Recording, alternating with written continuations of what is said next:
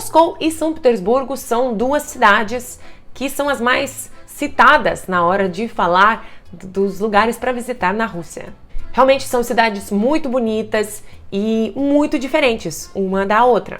Eu percebi que na cabeça de muita gente, São Petersburgo e Moscou são cidades da mesma equivalência, da mesma antiguidade, né? Da mesma idade. E elas se surpreendem com a diferença tão enorme entre como essas cidades são, como elas são construídas, assim. Não tem nada em comum, pouca coisa em comum. E pouca gente sabe por que é assim, como surgiu São Petersburgo, e hoje eu gostaria de falar sobre isso. Vamos lá!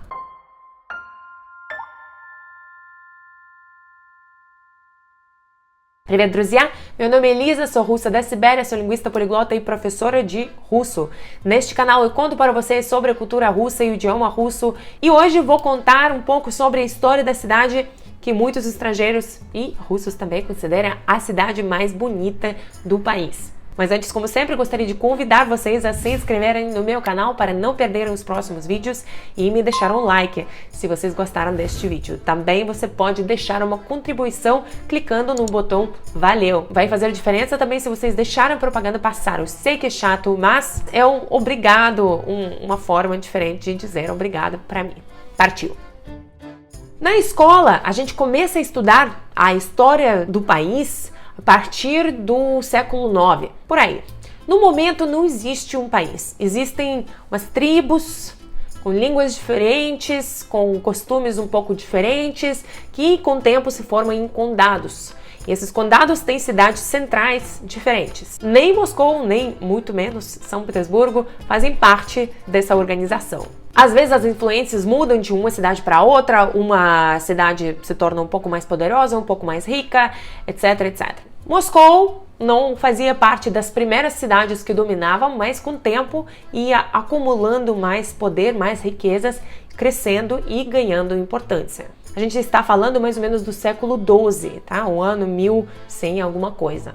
E Moscou se torna o centro da Rússia lá pelo século XIV, tá? E pouco menos de 400 anos depois, tá? 400, gente, quase 4 séculos. O imperador da época, o Pedro Grande, cuja família, todo mundo morava em Moscou, o Pedro Grande, depois de conquistar uma fortaleza sueca, decide, ao invés de destruir sua fortaleza, mudar ela para um lugar um pouco mais amigável que ficava no rio Neva.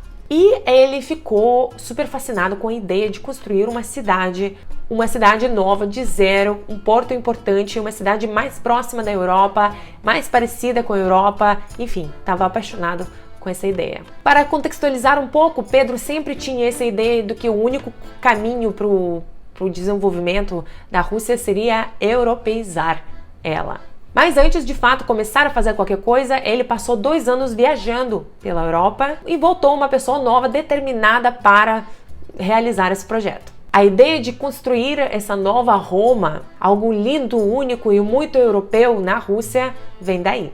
Enfim, a cidade foi construída em 9 anos. Olha que loucura! Com esforço de trabalho pesado e, obviamente, exploração das pessoas. Afinal, a gente está falando do início do século XVIII. Enfim, em 1712, ele transferiu a capital de Moscou para São Petersburgo. Em russo, Sankt Peterburg.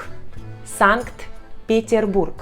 Você vê a paixão do Pedro por tudo alemão, né? Porque Sankt é santo nas línguas germânicas e Peterburg, né? Burg é cidade nas línguas germânicas. Então, é cidade de São Pedro, né? Basicamente. O Pedro fez tanta coisa, terminou o reino dele transformando Rus num império russo, mudando a vida, a cultura, alguns costumes, muita coisa. Ele construiu a marinha, criou o exército regular, criou uma cidade muito parecida com os centros europeus e tornou ela a capital. Levou a batata da Holanda para a Rússia e ela se tornou o alimento principal. Começou a usar o calendário dos países europeus e começou a comemorar o início do ano igual o resto da Europa. Mas o foco desse vídeo é São Petersburgo. A cidade se manteve a capital por 206 anos, desde 1712 a 1918, quando depois da Revolução Bolchevique, eles retornaram a capital para Moscou. Em 1914, 3 anos antes da Revolução, o nome da cidade foi mudado para Petrograd. Grad é uma forma arcaica de dizer Gorod, cidade em russo. Então o nome, para não soar tão alemão, foi mudado para Petrograd pelo Nicolai II. Em 1924, após a morte do Lenin, a cidade passou a ser chamada de Leningrad, né? Grad, de novo, cidade, nome arcaico, e Lenin é Lenin. Em 1991, após do fim da União Soviética, ela devolveu o seu nome histórico, né, e passou a ser chamada de novo de Sankt Petersburgo.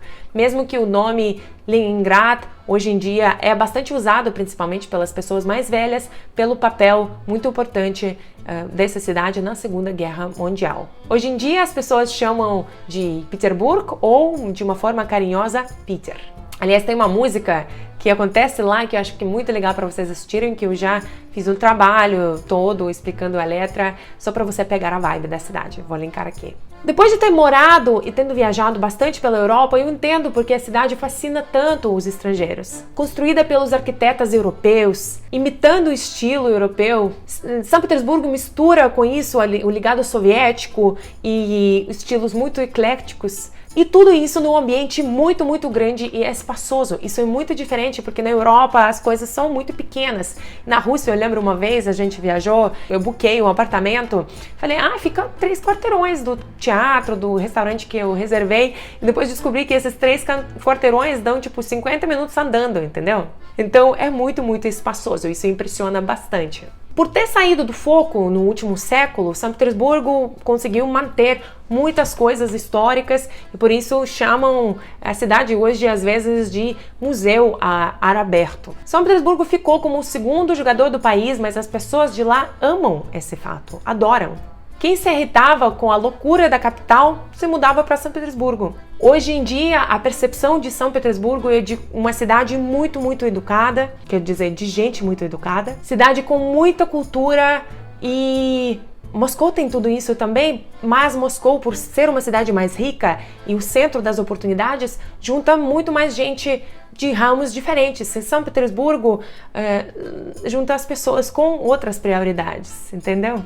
São Petersburgo também é conhecido como Veneza de Norte, pelos canais que passam pela cidade inteira e muitas pontes pequenas. Também como a cidade fica no rio Nevar, no rio tem pontes gigantes que abrem à noite, que também faz parte de umas coisas mais emblemáticas da cidade. Elas abrem à noite para os navios passarem e você precisa tomar cuidado para ficar do lado da cidade que você precisa, porque você não consegue chegar do outro lado. Enfim, eu amo São Petersburgo, é uma cidade muito, muito autêntica, muito mais hipster do que Moscou. Infelizmente, bem mais decadente do que Moscou, porque não ganha o mesmo tanto de investimento. Eu, pessoalmente, entre as duas cidades, escolheria Moscou, porque eu gosto da vibe de uma cidade doida, grande, e Moscou também tem muita história, né, por ser uma cidade muito mais antiga, mas eu super entendo as pessoas que escolhem o São Petersburgo. E é isso, pessoal. Nesse vídeo eu queria simplesmente esclarecer, né, como que é São Petersburgo, por que é tão especial, por que é tão diferente de Moscou. Me conte aí se você aprendeu alguma coisa nova, se você gostou de aprender. Não esqueçam de se inscrever no meu canal para não perder os próximos vídeos e também me deixar um like. Como um obrigado pelo trabalho que eu faço com muito amor. Muito obrigada, спасибо, пока-пока!